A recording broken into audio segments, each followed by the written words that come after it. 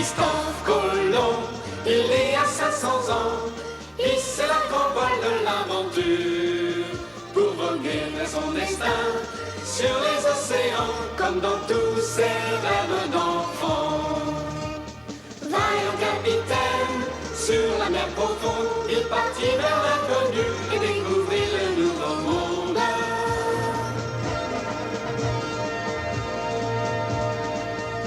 Sous le soleil, toujours guidé par son cœur, jamais il ne connut la peur. Les souverains d'Espagne lui donnèrent la mission de porter bien haut leur drapeau. Malgré les tempêtes, sur la mer profonde, il partit vers l'inconnu et découvrit le nouveau monde.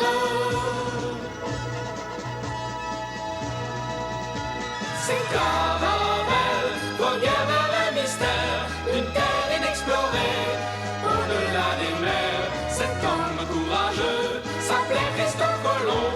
Un jour il découvrit un nouvel horizon.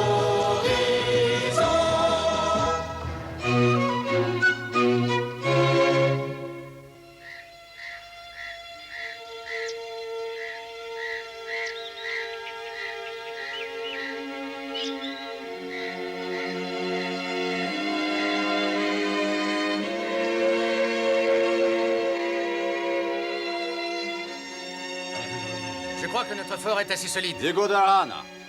Dès que je serai de retour en Castille, je prendrai les dispositions nécessaires pour revenir avec des renforts et des spécialistes des mines d'or. Et en attendant, je vous charge de maintenir cette colonie et ce fort que je baptise le fort de la Nativité. Je vous délègue mes pouvoirs. Je vous en fais la promesse, amiral. En tant que chef de la garde nommé par le roi et la reine, je vous assure que je remplirai mon devoir au mieux de mes possibilités. Vous, Gutiérrez, et vous, Rodrigo Escovedo, je vous délègue les pouvoirs dont j'ai été investi avant notre départ par le roi et la reine.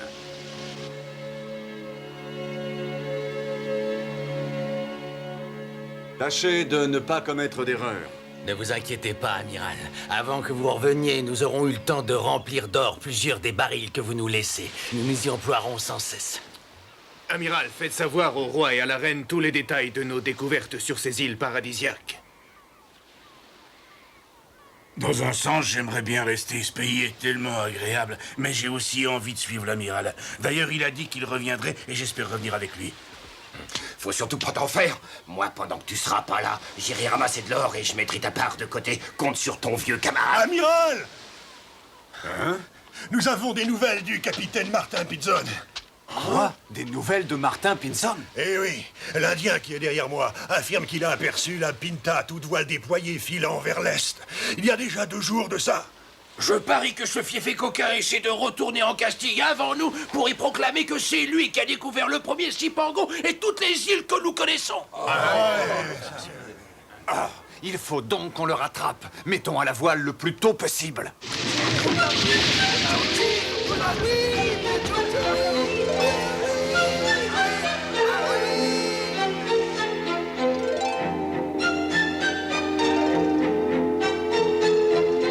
Moussa! On viendra vous chercher! Ne t'en pas! Il ramasse le plus d'or que tu pourras!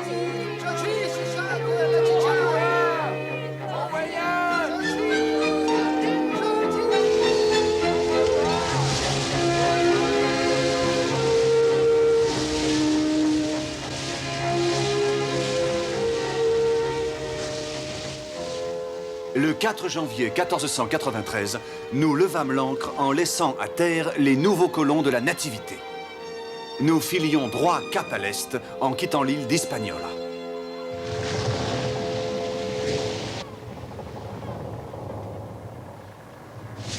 Amiral! Depuis 40 jours exactement, depuis le 21 novembre de l'an dernier, le capitaine Pinzon a déserté pour mener une expédition à sa guise à travers les îles. Je vous le déclare formellement, il faut que cet acte d'insubordination soit sévèrement puni. Je comprends ce que vous voulez dire, Sanchez, mais il faut lui donner une chance de se racheter. Amiral, la Pinta est en vue à quelques encablures. C'est pas vrai! Là, droit devant! Il se rapproche de nous à très vive allure.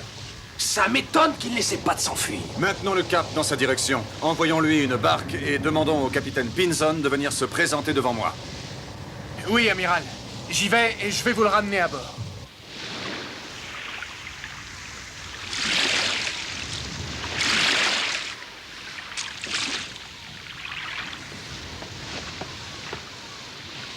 Bonjour, amiral.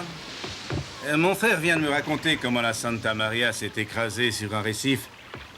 Il ne s'agit pas de cela. Dites-nous plutôt pourquoi vous avez désobéi aux ordres en quittant l'escadre. Eh bien, c'est un accident du même genre que celui qui est arrivé à la Santa Maria. Un accident du même genre? Le courant était très fort cette nuit-là. Le cap de notre ancre s'est rompu et nous avons été entraînés à la dérive. Malgré tous nos efforts, nous n'avons pas réussi à venir vous rejoindre. Vous êtes pourtant un excellent marin. Hein? À ce que je vois, vous avez amassé un assez grand nombre de bijoux en or.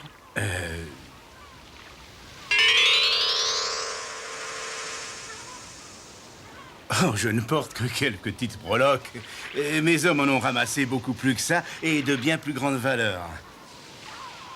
Ah oui, vraiment. Vous convenez donc d'avoir désobéi à des ordres formels et d'avoir agi de votre propre chef. Amiral, je suis désolé que vous preniez les choses de cette façon-là, mais je tiens à vous assurer que, bien au contraire, je n'ai rien fait pour en profiter égoïstement. Il était essentiel que nous trouvions de l'or pour renflouer le trésor royal d'Espagne, mais aussi pour maintenir le moral de mes hommes, car je leur ai promis de les ramener chez eux, cousus d'or et de richesses de toutes sortes. Et je crois finalement que cette découverte de l'or contribuera au succès du voyage. Il me semble que tout ce que vous dites, c'est uniquement pour vous trouver des excuses. Mais ce qui est fait, et je vous préviens. Vous aurez à vous en expliquer devant le roi et la reine. En attendant, il vous faudra obéir à mes ordres.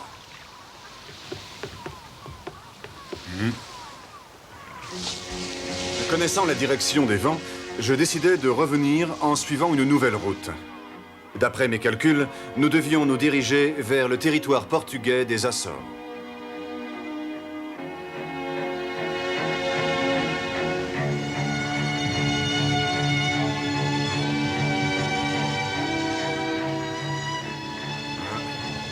Une tempête se prépare. Hein? Mais, amiral, je ne comprends pas, le ciel semble pourtant être bien dégagé.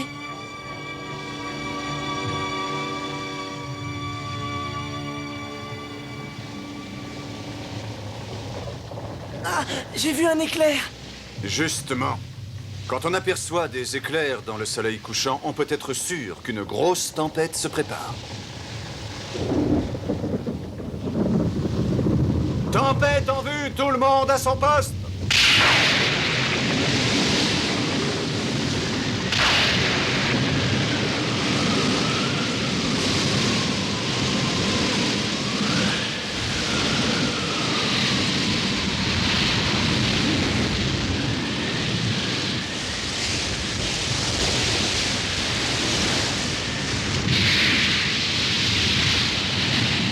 Jetez l'ancre et carguez les voiles! Jetez l'ancre de réserve! Amiral! Nous avons perdu de vue le fanal de bouc de la Pinta! Dès que la tempête sera calmée, nous la retrouverons! Gardez nos fanaux allumés pour que eux puissent nous voir! À vos ordres! Amiral! Oui, Valéo! Nous avons de l'eau dans la cale! Tous les hommes dans la cale pour récoper! À vos ordres!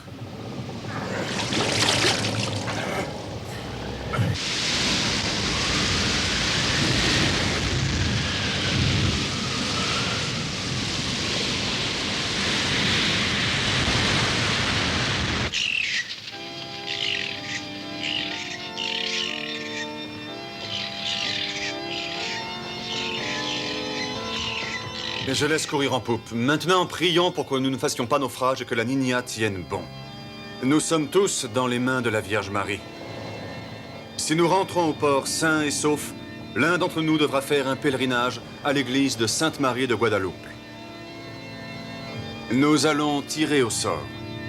Celui qui aura le haricot marqué d'une croix au couteau sera celui qui partira pour ce difficile pèlerinage.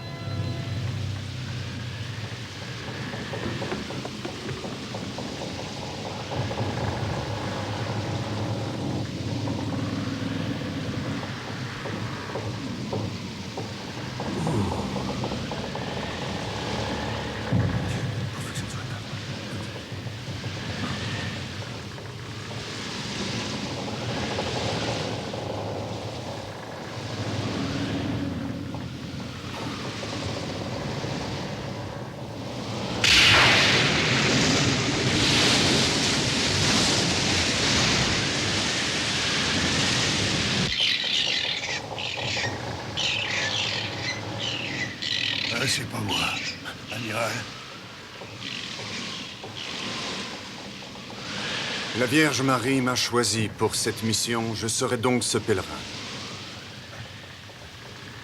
Je vous promets que nous sortirons vivants de la tempête. Vive l'amiral!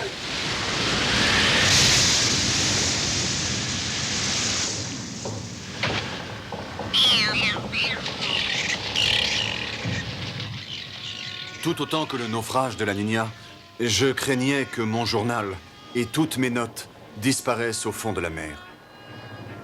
Je décidai donc de rédiger sur 2 parchemins le récit de mes découvertes faites dans les îles que j'avais trouvées. Je scellai les parchemins avec de la cire et après les avoir emballés dans une toile cirée, je les mis dans 2 barils que je fermai soigneusement.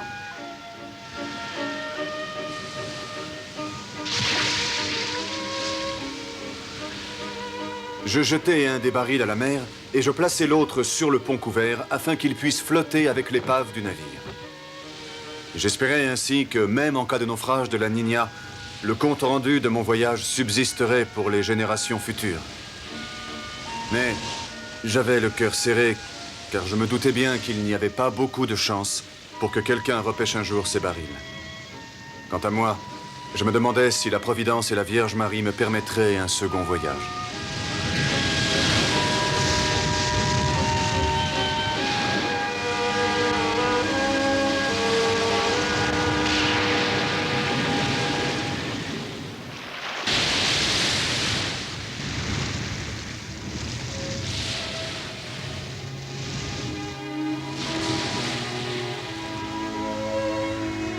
Terrible tempête, même dans le port, les vagues se déchaînent. Oui, ça fait 2 semaines que pas un seul bateau n'a pu entrer ou sortir de Lisbonne.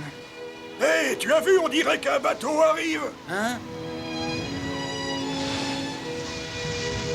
Hé, ne me dis pas que c'est le bateau fantôme dont on parle tant.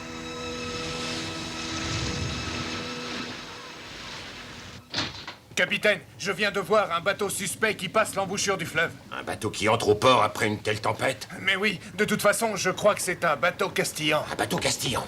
Dans ce cas, nous devons aller faire une vérification. Fais préparer une barque.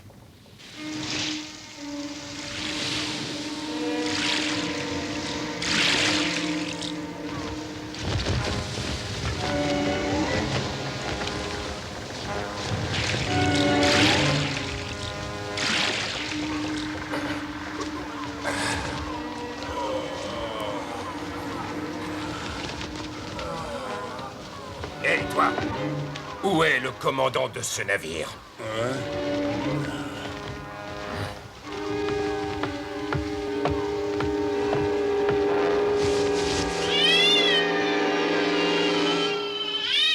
Mais c'est Christophe Colomb? Et vous, vous êtes Bartholomé Dias? Oui, c'est bien moi. Et je suis le commandant en chef de la défense du port de Lisbonne. Et qu'est-ce qui me vaut l'honneur de la visite du commandant en chef? Christophe Colomb, je ne fais que mon devoir. Je suis obligé de vérifier tous les bateaux de Castille qui viennent au mouillage dans ce port. Venez avec moi. Vous devez vous présenter au contrôleur financier du roi. Il n'en est pas question. Hein? J'ai été nommé amiral par la volonté de leur majesté le roi et la reine de Castille. Je n'ai donc pas à me soumettre à ce genre de formalité. Vous avez été nommé amiral de Castille. Avez-vous un document qui puisse le prouver? Le voici. Je tiens cette nomination directement de leur majesté catholique. Prenez-en connaissance. Et je vois que vous avez été nommé également vice-roi et gouverneur général de toutes les terres, îles ou continents que vous avez pu découvrir. Est-ce que ça veut dire que vous avez fait votre voyage? Et que vous avez réussi? J'étais justement en train d'écrire une lettre au roi du Portugal, Juan II, avec toutes les explications. Pourriez-vous lui faire remettre cette lettre? Certainement. Le roi séjourne actuellement au monastère de Santa Maria das Virtudes, situé à 30 lieues de Lisbonne. Je suis sûr que le roi vous y recevra avec plaisir.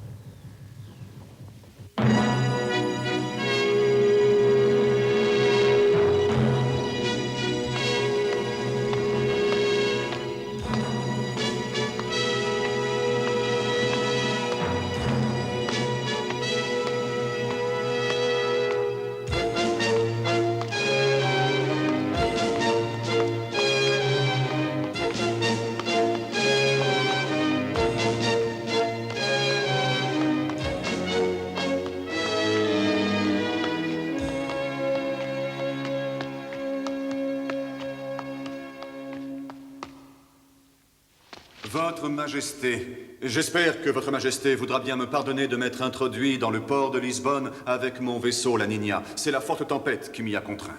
On donne un siège à l'amiral.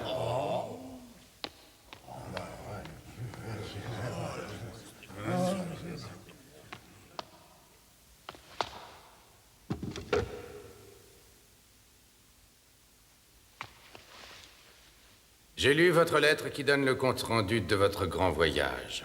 Est-il vrai que vous ayez réussi à atteindre les côtes de Cipango en naviguant vers l'ouest pendant un mois? Mais oui, sire. Le projet que j'avais soumis à Votre Majesté il y a 10 ans s'est finalement réalisé. J'ai fait le voyage avec 3 vaisseaux grâce au roi et à la reine de Castille. Oh! Quelle impertinence! Ce Christophe Colomb est trop arrogant. Le roi va être furieux. Vous m'avez écrit que vous aviez ramené avec vous quelques indigènes choisis parmi ceux rencontrés à Cipango. Un instant, Votre Majesté.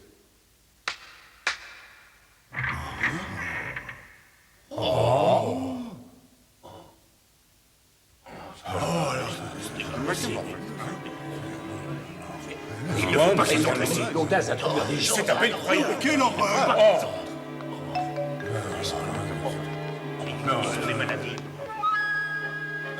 D'après ce que je vois, ces indigènes sont d'une race différente de ceux que le Portugal a colonisés dans les territoires africains. Votre Majesté, j'affirme solennellement que notre expédition n'a pas abordé un seul instant les territoires qui appartiennent au Portugal sur le continent africain. Nous désirons que ces indigènes nous dessinent les contours des rivages de leurs îles.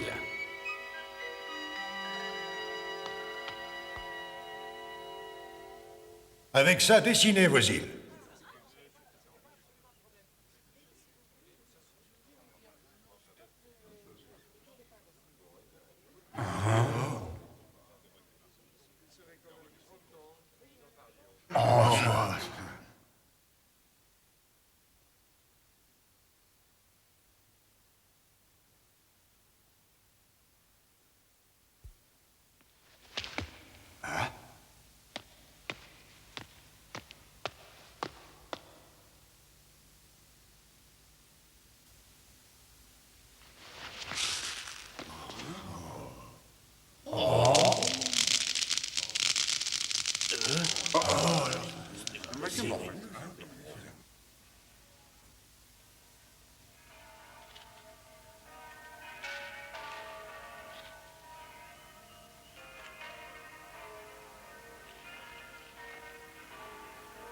Très bien.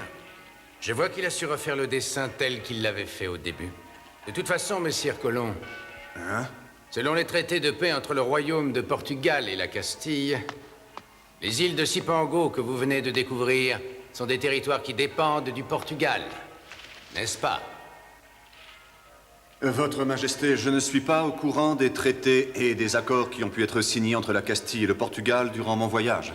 Mais cette expédition ayant été organisée grâce aux souverains de Castille et sous leur autorité, il est de mon devoir de rapporter ce que j'ai découvert et reconnu en leur nom. Je comprends. Alors, amiral, acceptez nos chaleureuses félicitations pour le succès de votre voyage. Nous vous aiderons à réparer votre navire et nous vous donnerons tout ce qu'il vous faudra. Vous n'aurez qu'à vous adresser à Bartolomé Diaz. Je remercie de tout cœur Votre Majesté et je lui suis reconnaissant.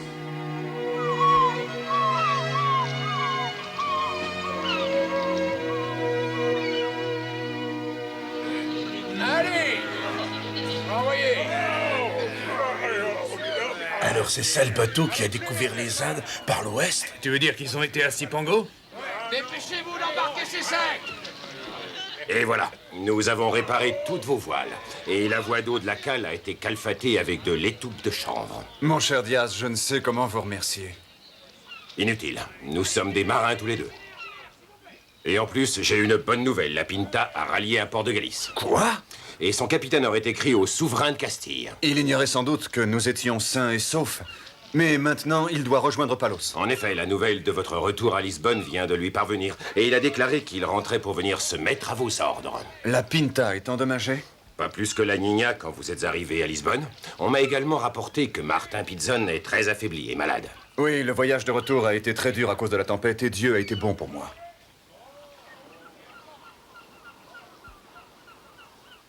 Amiral, J'ai l'intention de naviguer un jour prochain en direction de Cipango. Je prendrai une direction opposée à la vôtre, je mettrai cap à l'est. Oh, cap à l'est en partant du cap de Bonne-Espérance. Le cap que vous avez découvert. Oui, un jour peut-être nous arriverons ensemble à Cipango, l'un par l'est, l'autre par l'ouest. Et à nous deux, nous aurons ainsi fait le tour du monde. Diaz, mes vœux vous accompagnent. Et les miens vous accompagnent.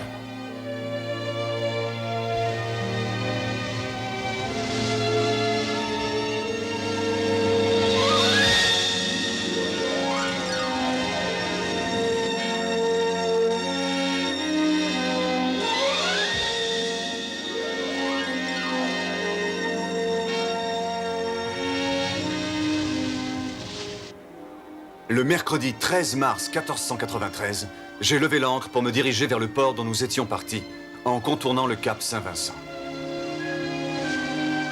Le 15 mars, vers midi, Palos était en vue.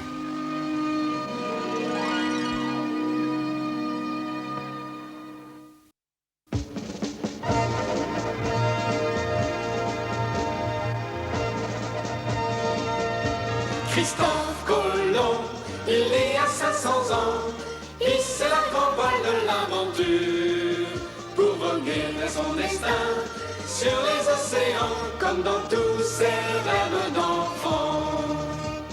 Vaillant capitaine, sur la mer profonde, il partit vers l'inconnu et découvrit le nouveau monde.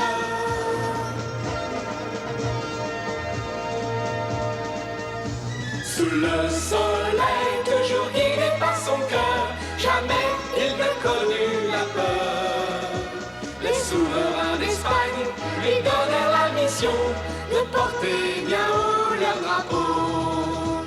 Malgré les tempêtes, sur la mer profonde, il partit vers l'inconnu et découvrit le nouveau monde.